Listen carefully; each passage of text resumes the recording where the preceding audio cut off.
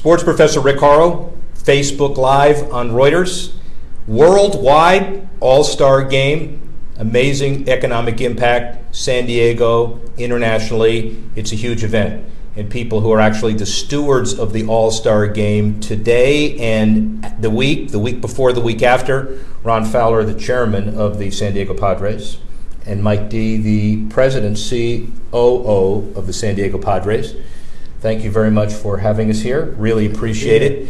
We're going to have a long discussion today with a whole bunch of different people on the economics of the All-Star Game. $85 million, $86 million of economic impact on average. San Diego near that. Mentions, awareness, global excitement, good for the Padres. We'll talk about that as well. We'll also talk about the business of Major League Baseball from someone in the know. We'll also talk about Major League Baseball International and what it's like to broadcast in Mexico, and also from the merchandising perspective, the guy who drives the e-commerce for Topps. Let's get to the people that really matter first, the Padres. Bud Selig designates San Diego as the host city in 2005 and 2015, and from that point, San Diego's been nothing but excited about the Padres. All the hotels, the Embarcadero, everybody excited about it on and off the field. The Padres really important in this whole issue as well as the All-Star Game. Ron, how do you feel about the week? Love it. Fans love it. The community loves it. Everything's coming together very, very well. I think all the events are aces so far, and the fact that everything is so close from a geographic standpoint is really fantastic. And you talk about economic impact. I think that's going to be significant, but this is all about the city of San Diego, the people of San Diego, and I think the city will show well, the people will love it. I think the Padre organization is enjoying it, and baseball, I think, is enjoying what's happening. So it's a win all the way down the line. Well, let's talk baseball for a second, then we'll get to Mike about the Padres specifically and the city. The average franchise value, according to Forbes, we discount Forbes because you never really know what the numbers are, but it's a good thing, and it's very positive in the sense that franchises are now worth nearly $1 billion. We don't have to talk about your specific investment, when you made it and how you made it, but are you happy with your investment? Well, I don't think you do sports for money. I think you do sports for love of the game, and we love the game. Our owners love the game, and I think the value of the franchise has increased, but we're looking more at getting the wins up, and that's what our challenge is right now. Mike and his team did a beautiful job getting this facility up to speed after years of what I'll call benign neglect. But the facility itself is great. Now we just have to have some winning baseball, and when we get there, then we'll accomplish what we need to accomplish. Well, let's talk to Mike about the specifics relative to the Padres and about Petco. Mike, you've been around and you've been involved with a lot of different franchises, and you put your stamp on this franchise very quickly and very positively. Are you excited about what's happened in the last couple of years under your stewardship? Well, it's been a busy couple of years for sure. I mean, it starts with Ron and Ron's partner Peter Seiler, our entire ownership group, giving us the mandate to address the benign neglect, as Ron describes it. I like that term. I don't think I've ever heard that. But they were good. This is a well-designed ballpark, and I was very fortunate to be here, part of a team back in the '90s that worked on it. But it was like a great house that was never fully furnished, and I think what we've done over the last 4 years is catch up on some deferred maintenance. And we added the new Padres Hall of Fame 10 days ago as an example, which is open to just tremendous reviews by our fans. We never had a Hall of Fame. We had Hall of Famers, but never had a Hall of Fame. So that's just one example of telling the story of baseball history here. But as Ron said, it's about winning and losing, and we can do all those nice things to the ballpark, but we're going to be held accountable for how this team performs, and we're working hard on that front as well. You can easily look past benign neglect when you have a discussion about economic impact, clearly, and the numbers are all effectively subjective, but the average as far as the 5-year impact over the last 5 All-Star games, $85 to $90 million. Cincy, $60 million last year, but New York was nearly $200 million. So you're going to be on the high side because you're a tourist infrastructure community as well. And also the mentions. When you add up the number of times San Diego is mentioned, it's even hard to quantify. So comment on all that. Well, it's tremendous for the city, and I like to apply the eyeball test. All the mathematicians are great to calculate all those numbers when the event is done. But if you walk around this city right now, as Ron mentioned, I mean, this city is on fire with baseball. From FanFest, and by the way, the first 3 days from FanFest were record numbers. Over 50,000 people attended FanFest Friday through Sunday. We expect that to continue today and tomorrow.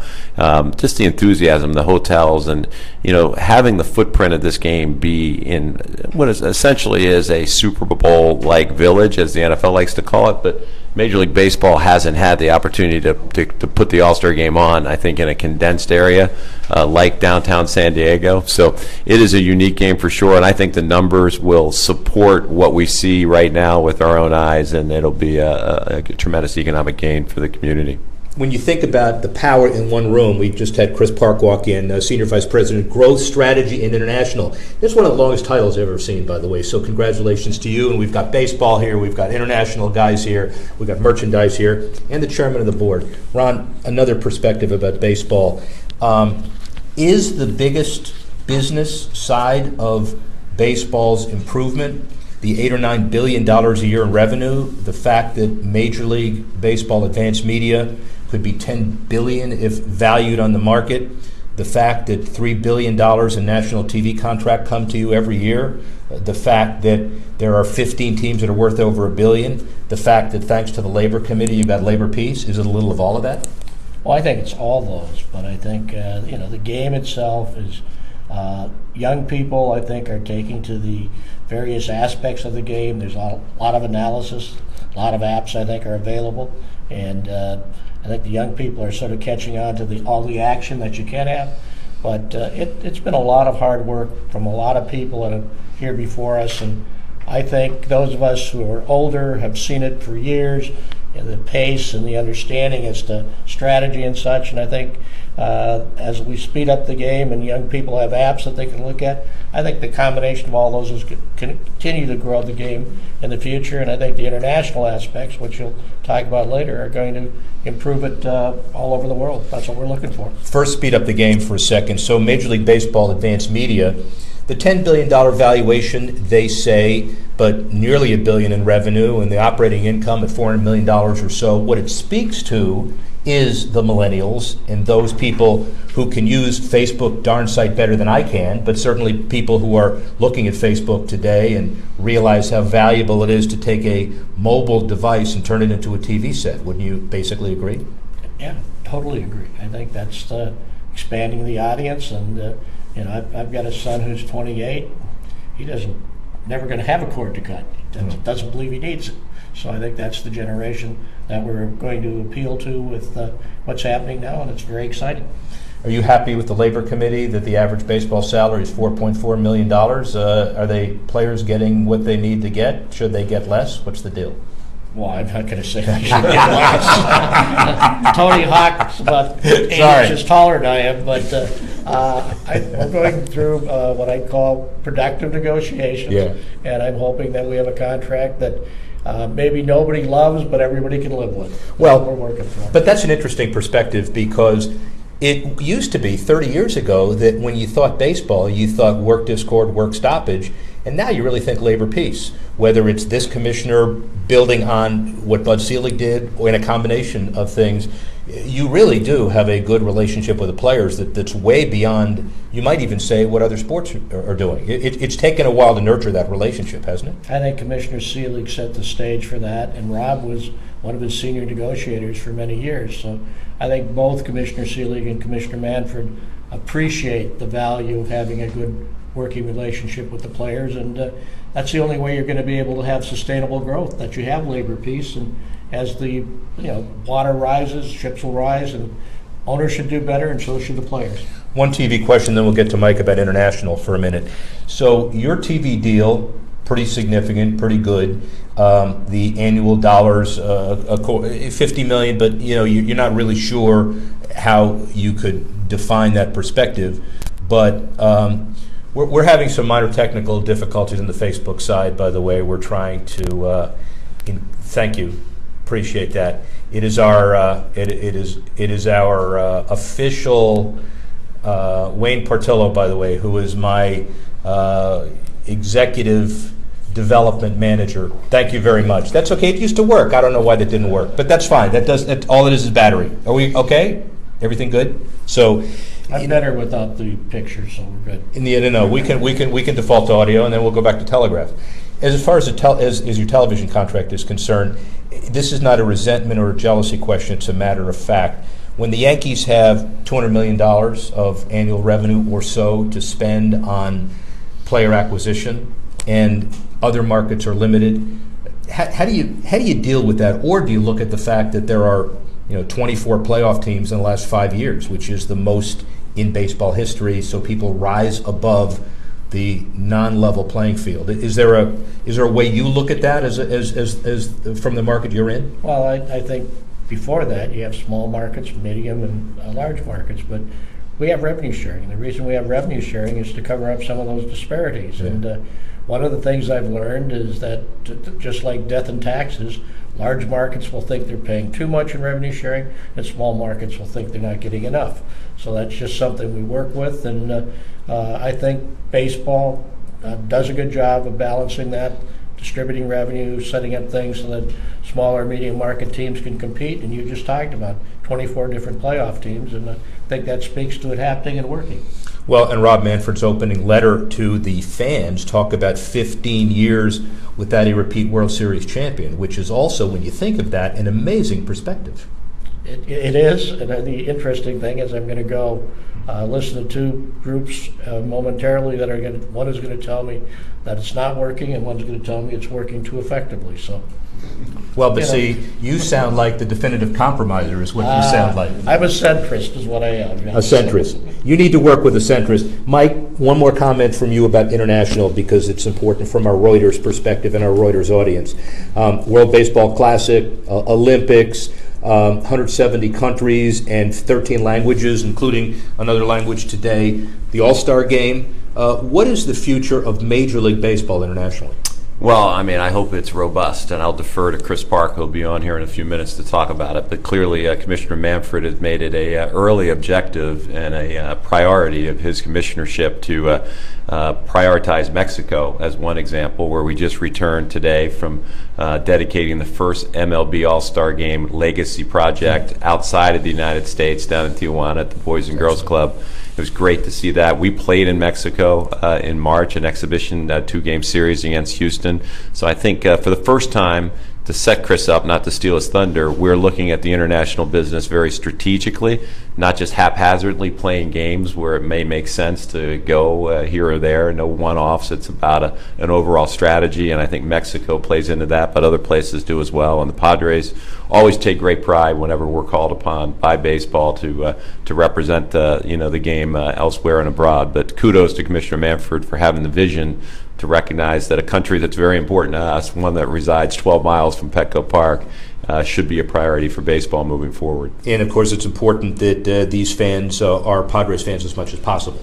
No question. It's our home market. Yeah. It's not even outside of our market. Tijuana is Padres' home territory, and Eduardo Ortega, who you're going to have on, is the voice of the Padres, not just here north of the border with those fans who listen Spanish language, but many throughout Baja California as well. And before we finish, Eduardo, I'm just going to give you a 2-minute notice when you're on. I want you to crank up the best possible call you have in your language relative to the Padres. All right, so I want you thinking about that. And Chris, we're not stealing your thunder. You'll be on in a second. But just, Mike, from your perspective on Petco, amazing evolution of Petco. I know a lot of, having been in the facility business, you build it once, you take advantage of it, then you come back 15 years later and say, give me more.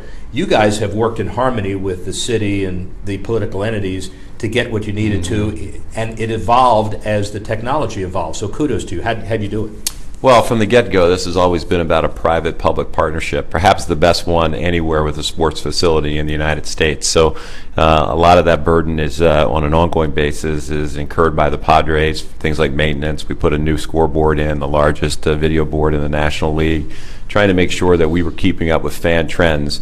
Fan trends change, for the most part, every 10 years. And, in the midst of that 10-year period, you see a lot of small changes. But I think the last 10 years, with technology and some of the things that are available and portability, mobility, with people wanting to view things, while they're sitting at a game, they're actually, to Ron's point, not just millennials, but old millennials are looking at statistics and real-time information. So we have to keep up with that trend, and it's an ongoing battle, and it's a labor of love for us. We think there's a great opportunity. But in order to do that, the bones of the facility have to be good. And fortunately, those who designed this facility, Ron was a big part of it. Larry Lucchino led the design effort. We have a great facility to work with for the long haul. And just as I was around for Fenway Park's 100th anniversary, I say all the time here in San Diego, I hope we're both alive to see it, but San Diegans will one day celebrate the 100th birthday of Petco Park, and it'll be a tremendous facility then as it is today. And the bones are great, but the scoreboard is 61 times 123, and it's 7,500 square feet. I saw those numbers. Third largest in baseball. I know you well. Who are 1 and 2, and why aren't you 1 and 2? Structurally, we looked at being the largest. We just couldn't get there. We pulled a hamstring in the design process, but kudos to Sony and Daktronics for working with us. But we settled for being the biggest in the National League, and it was a major investment by ownership. We've invested over $50 million in Petco Park since Ron and Peter and the group purchased the team in 2012, and that's hard to do. It's hard to pay for that through internal sources, but I think to a person, you'd hear the fans say it's dramatically improved the fan experience, and that's what we're about. That's why this ownership group it gets it, because we think like fans. So finally, 78, 92, 2016. So apparently you have All-Star games here in 14-year increments. Are you going to be around in 2030 to preside over that All-Star game? I'm hoping to be alive in 2030 and attending the All-Star game. I've got to leave the heavy lifting to the young guys in the room like Mike. Guys, you've been great. Thank you, sir. Thank you. Really appreciate that. Appreciate it, Go generate some significant support in the community. Mike, it's been wonderful. Thanks a lot. Look at these tremendous logos. There it is. Look at There it is. All-Star games. 3 All-Star. That's perfect. And then we've got the Petco Park design as well. Ron, thanks a lot. Mike, I'll see you in a little while. Thank you. Chris, you guys are going to wait because this guy's an EVP of Major League Baseball, okay? And what that means is he can do whatever he wants. Put that on. Okay. Thank you. On here? Or does Okay. it or just hold it? You can hold it. Put on your tie. This Okay. is Sorry. this is live TV. Not So professional. okay, and step back in a little bit because there you go. Okay. Perfect. We okay? Is he good? Is that great? All right. Further. The old Harvard guy has There to we be next to the other Harvard guy. Also pulling at your cord there. So here's my first question. Yes, sir. In civil procedure, when you decided not to read the boring stuff, did you backbench? Did you actually go to class? Of course I did. Well, I was fortunate to have the same alma mater as our commissioner. Yes. Although at the time I didn't know he was going to be. Yes. Nor did I know that I'd have the good fortune to work for him and work for our game. Well, it is interesting because we've had conversations about Harvard Law, and I was a grad in '79, I guess it is, and we finally found somebody who can bring it to the next level. So thank you. It's hardly what we need. Yeah. Growth, strategy, and international. Senior Vice President. It is a busy business card, and you talked about a lot of different things. How did it evolve, and what exactly do you do, basically? Yeah, sure. So I know you mentioned there's a lot of words. I guess if there's solutions in search of a problem, these are words in search of a solution. So I think basically the overall goal is first, whether it be outside of the United States or even domestically, to focus on certain areas of the business that either are potential revenue opportunities or just overall areas in which we as a league could do a better job of playing a support role, not only for our clubs, but also for our fans and our other partners. And so obviously the showcase for a lot of what we're doing both this weekend and later on in the season and in the coming 12 months is internationally, both for our business as well as for our events. Well, the perspective you have is really unique, and people ought to know it. In a previous life at baseball, you were the VP of Labor Economics and Deputy General Counsel. Sure. So you had a lot of different perspectives there.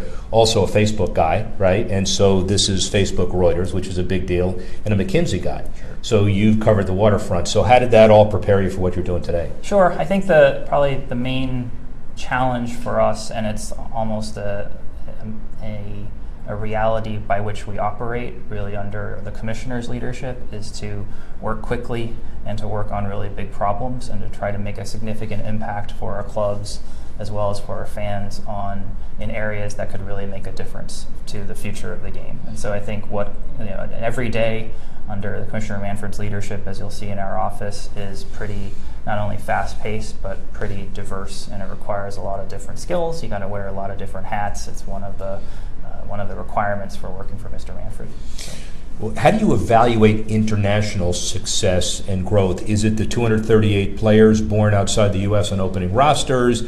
Is it, I found it interesting that Commissioner Manfred's letter to the average fan, it doesn't begin with congratulations of existing teams. It doesn't begin with labor peace. It begins with the games during spring training that included Australia, Panama, Mexico, and Cuba. So that's on his mind. Right. How do you evaluate success on that long term? I think the key for us is to deal with the reality of international growth and development in a way that maybe isn't obvious to folks who don't live the business day to day.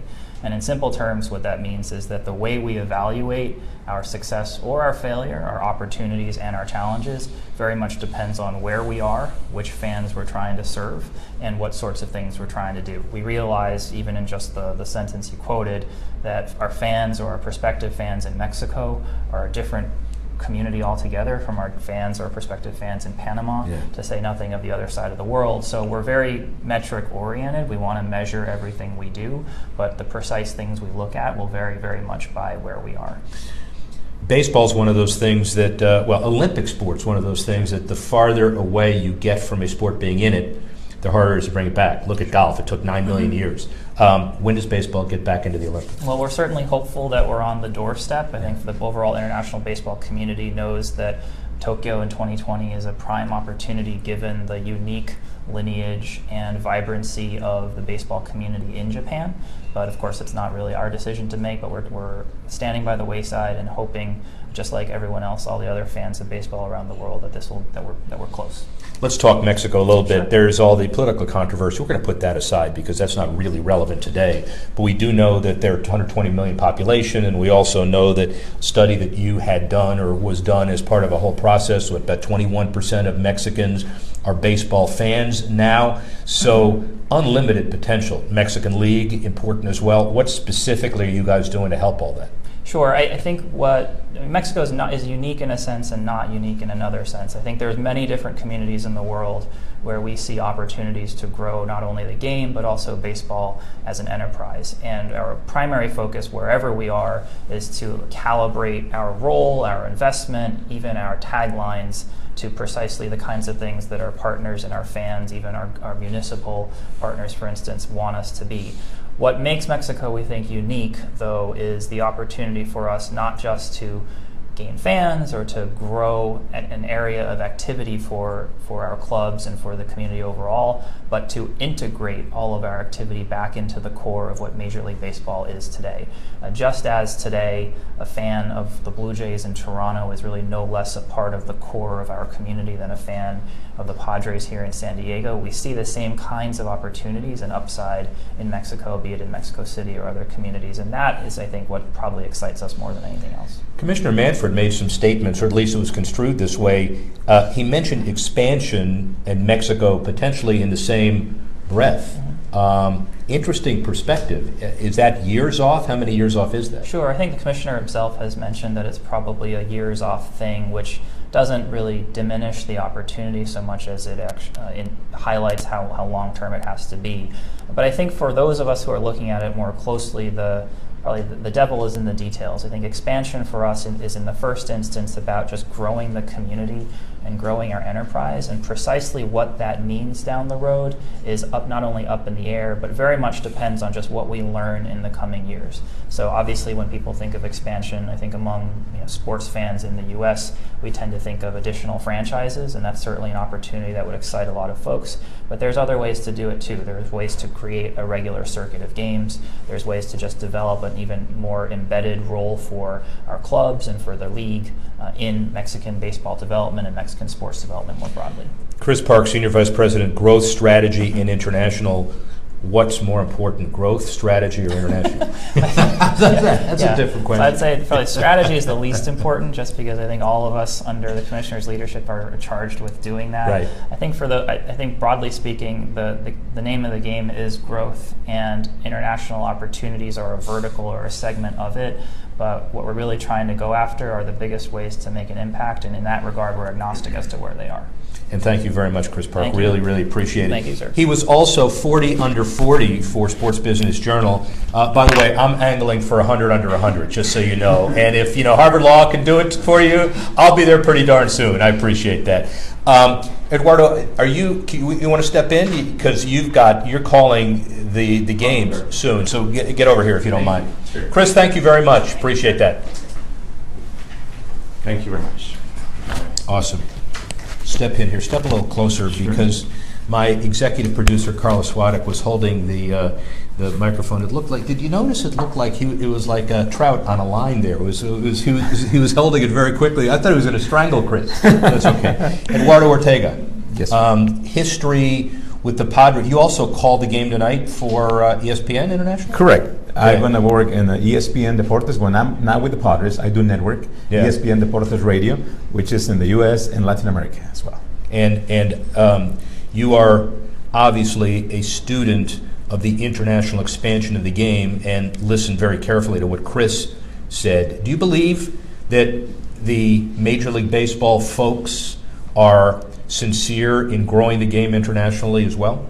I do. I really do, because the globalization of the game started with the World Baseball Classic. It was a small steps, but now it's coming with the Ford event. And Mexico is growing, especially hosting as a cities in the north part of Mexico, Mexico City. A couple of months ago, we just have in Mexicali, 2 hours from San Diego, the qualifier games in Mexico qualify there. And what it's speaking itself about the growth of the baseball around the world is we saw Germany, Czech Republic, Nicaragua, and Mexico playing in this region.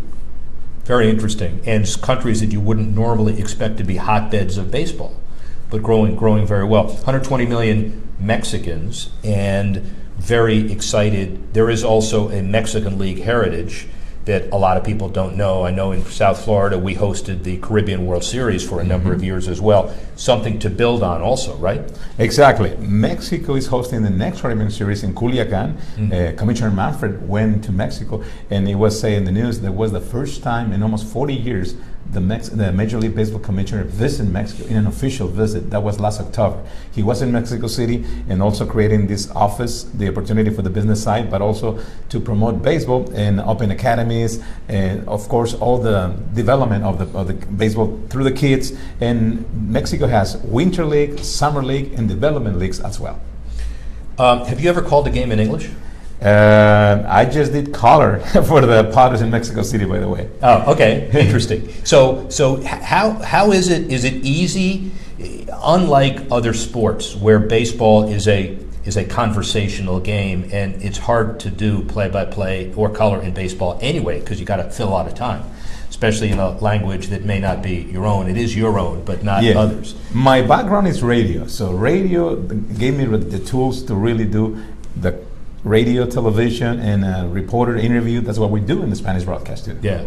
You're doing the home run derby in tonight? I am. I'm very excited because the Padres are going to have a representative in Will Myers, the first baseman of the Padres, and I'm rooting for him. So, how do you say home run in Spanish? Home run.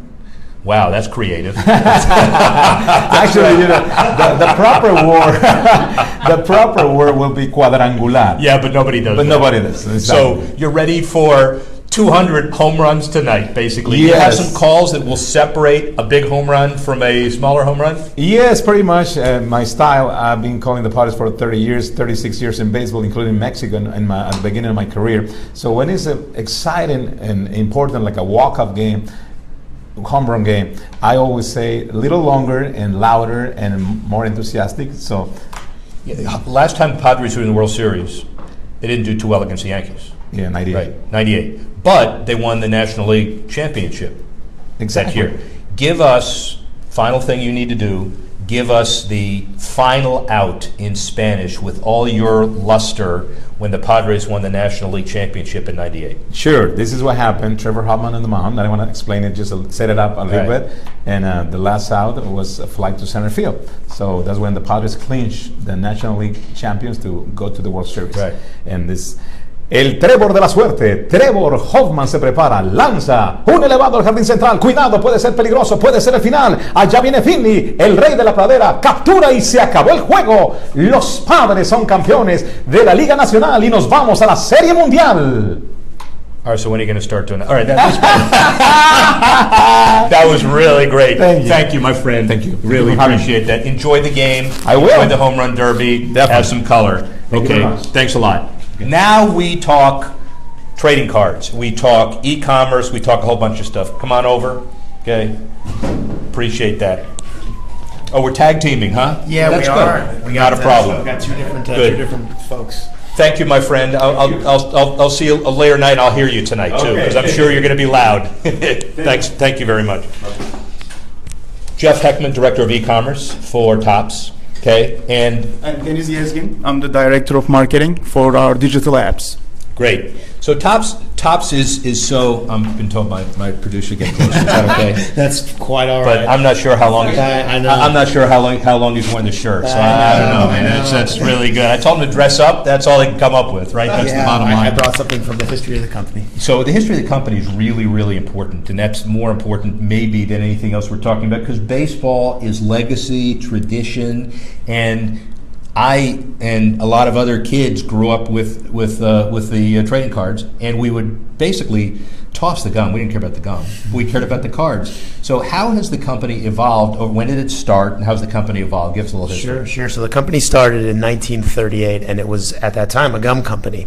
And then in 1951, we came up with the first baseball card. It wasn't really till 1952, which is the famous baseball card series. It included Mickey Mantle, a lot of the other stars of the day, where Topps is really known. That was the modern trading card. 2.5 by 3.5, stats on the back, player pictures on the front. It's really what a lot of people grew up with and still collect today. So throughout the course of all that year, we're celebrating our 65th anniversary, which is great. We've really been embedded in the fabric of baseball. Kids and even adults, as they've kind of gone through the evolution of their fandom with baseball. So it's been really great to kind of see, and even getting to the point we're at today. Dennis is here. I mean, we've gone from physical trading cards. We're at the point where we have digital apps, which are trading cards, but there's something that you can collect and trade through iPhones or Androids or any other tablet that we have available. So it's been really great for Topps to be involved with baseball throughout those 65 years. All right, Dennis, digital apps. Yeah. Tell me it ain't so. So I have hundreds of thousands of cards in my attic, like everybody else does. If you're not, if you throw those cards out, you ought to be shot. I mean, you're not human, okay? And now kids are growing up on the basis of an iPhone app. How's it work? Exactly. I mean, business model, if you will, is kind of shifting, right? So it is a slow shift. I mean, we don't want you to throw your cards away, obviously. Right. We would like you to keep them and buy more of them. Yeah. But, I think as the new youth generation coming in, they're consuming information in a much different way, right? It's all through the apps, Facebook, Instagram, Twitter. So, I think the apps for any business is just a natural extension of that business. So that we look at it that way. And, we have apps for MLB, which is a bunt app. We have an app for NFL, which is a partner. Star Wars is another partner. We have an app for Walking Dead. So an app for Walking Dead. Wait, time out. Now we're not letting this go. Yeah. We're gonna have we have a set of Walking Dead trading cards and an app for them. That's correct. Yes. I'm leaving this. Do we have any Walking Dead app? Do we have any Walking Dead No, cards? we just have baseball cards. Just here. baseball cards today. Baseball cards. When we do our next Facebook Live show on Walking Dead, then we're gonna have you back. If that's okay. Just to give you, kind of some numbers that you guys, can maybe take. We have over 1 million monthly active users in our apps. So it's, there is, I'm sure we have 1 million purchasers since the company was set up.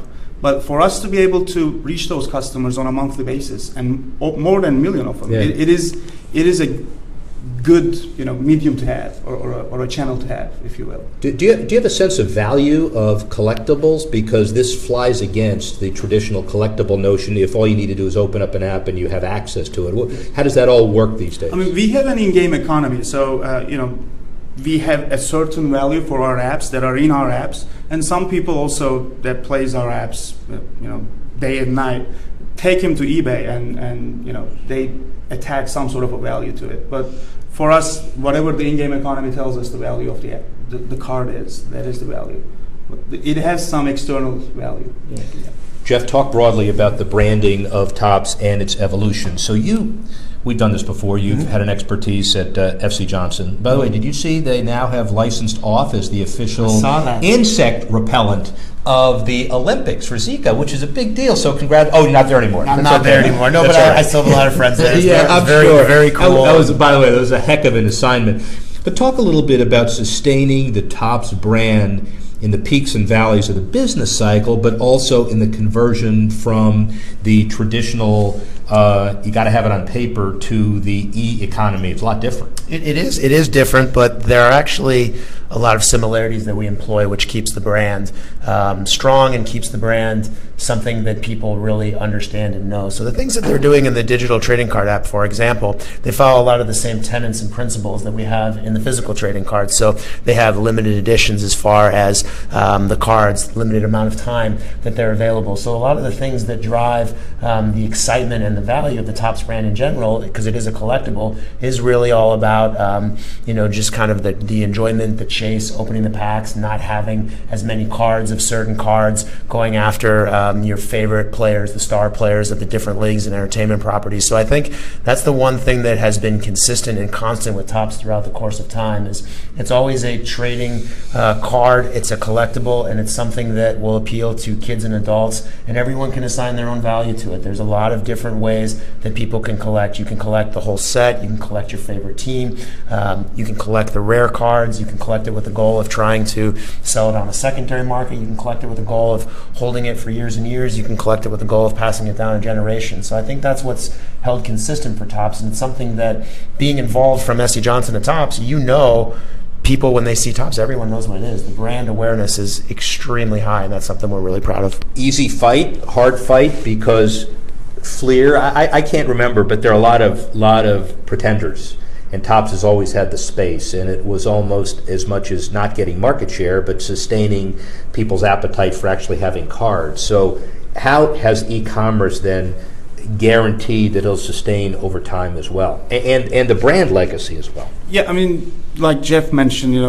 there are a lot of similarities between digital and e-commerce. What Jeff is trying to do with his team, we work with big partners and very, branded partners, if you will, NFL, MLB, Lucasfilms, and I think that is going to be kind of the trend for us, and I don't think we're going to switch from that business model. But what it also gives us kind of the carryover, or we kind of live in this middle area, which we can actually target customers and reach out to the customers that are similar or based on their behavior. Emergence of Facebook, there's a lot of data that can feed into between e-commerce and digital apps. So that is kind of, I think, how we're going to sustain and scale, and kind of even for the upcoming brands, it could be any additional brand that we're looking for. It is a lot more data driven. Youth is consuming the information a lot more differently. So it is one thing to push a person to a hobby store, but I think we have now much more power in terms of their apps, or their devices, their Facebook accounts. So we can really target people and scale in a different way. Final question, Jeff Heckman. What does the business and what does Topps as part of the business look like 10 years from now?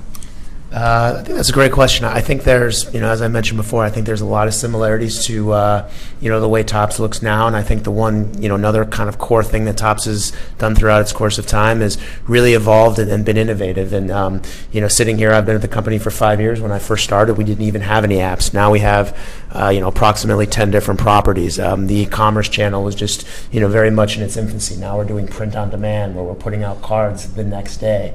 So that's through our Topps Now program. So really just to be able to see that, I think, we'll continue to, the digital and the apps will continue to grow. I think a lot of people will continue to be consuming things through online, and I know that Topps will be able to provide people the content in the manner and the way in which they want. So, it's always hard to predict the future, but I think that Topps will still be very relevant and important to all different age groups, and certainly within MLB. I mean, we're synonymous with Major League Baseball, and I don't expect that to change. And it won't change, but now that we've done your business philosophy and your future, do you have any swag for me? What do you have? I do, absolutely. Good. So we got some really fun stuff really from important. the Fan Fest, and that's where I came from. So these are our Topps Now cards. So you can see this is Mike Trout. And Topps Now commemorates the best moments as they happen in sports. So right after Mike was elected to the All-Star game, he is the 6th player elected under the age of 25 to 4 consecutive All-Star games. So it's quite an impressive list. You can see on the back, Mickey Mantle's on there. I'm just going to read it so I don't get it wrong. Avin Rodriguez, Ken Griffey Jr., Al Kaline, and Joe DiMaggio. So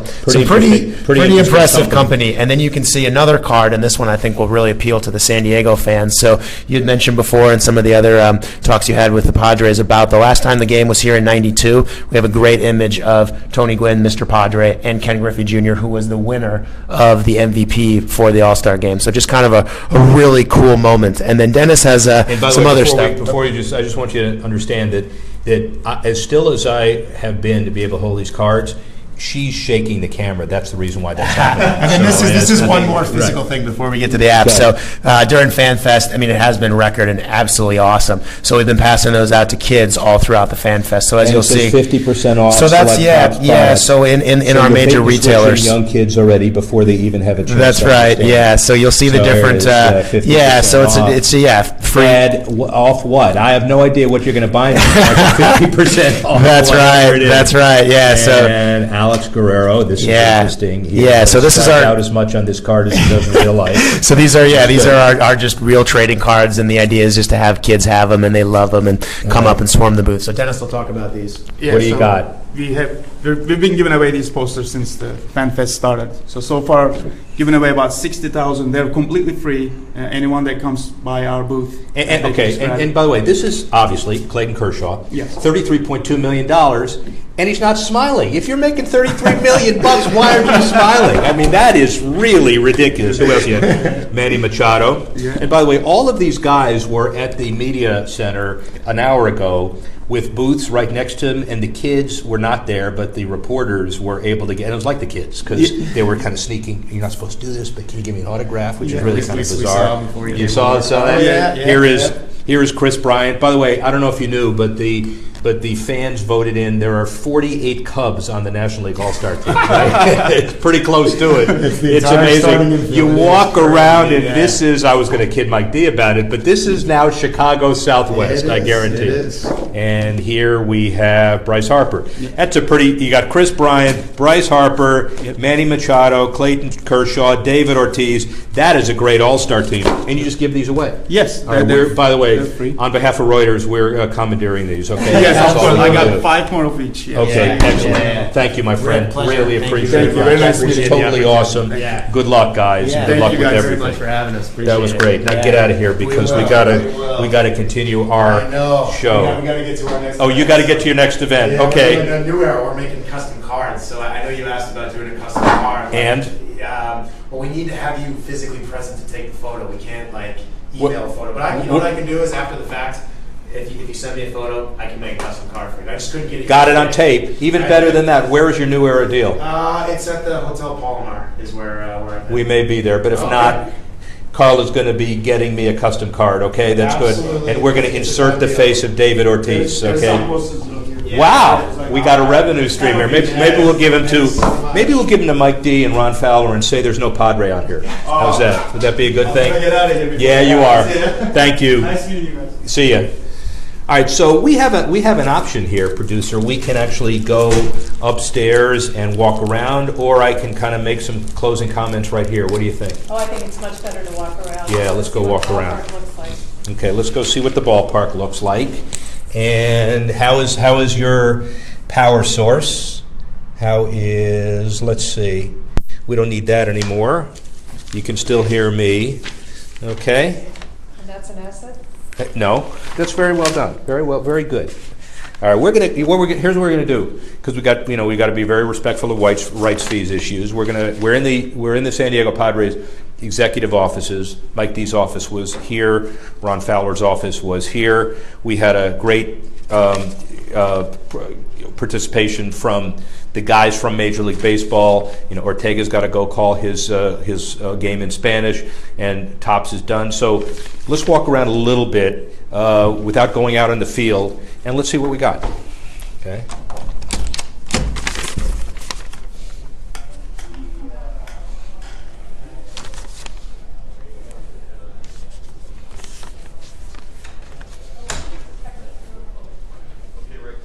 Okay, see ya. Okay. Mike says he'll see you around, but we're not sure when that's going to be. I think we go right this way, don't we? Good. Okay. Awesome. We are in the Padres executive offices, and we're heading out to the part of Petco Field that gives you access to the suites. It's a busy day, obviously, for everybody. And I think the elevator is this way. Is that correct? Yes. Okay. Good. How are you, my friend? The streets are kind of roped off because we have the home run derby that's going to start in about 2.5 hours. But we're going to go upstairs and just walk around a little bit. The Hall of Fame. Remember when Mike Dees talked about the Hall of Fame-ers? That's probably the most famous guy on the Padres, Dave Winfield. And Tony Gwynn is probably even more famous, but Dave Winfield, number 31. So I guess we have a two-way tie. Hopefully we have the ability to not lose the cell service in the elevator, and we're going to go upstairs to the top of the spot. Can you take us up to 5? We are doing a live broadcast for Thomson Reuters, the All-Star Game. What's your name, sir? My name is Jim Sebastian. Jim Sebastian, the Senior Vice President of Elevator Operations for the San Diego Padres. Okay, oh, there you go. The All-Star Game. What do you guys do after the All-Star Game is over? Well, we'll have a good shift, and we'll Do you people leave. you take this stuff down? What are you going to do? Probably will come down. Probably will. Well, All-Star Games are, you guys have All-Star Games here in 14-year cycles, 78, 92, 2016. So you can leave it up for 2030. Well, we could. If you We want. do that. It's going to take a while. Okay. All right. Thank you, sir. Appreciate it. Which way did we go? Do you remember? Be able to get Yeah. back in that one? All right. Hope so. Petco Park over there. Let's look over here for a minute to give you some perspective.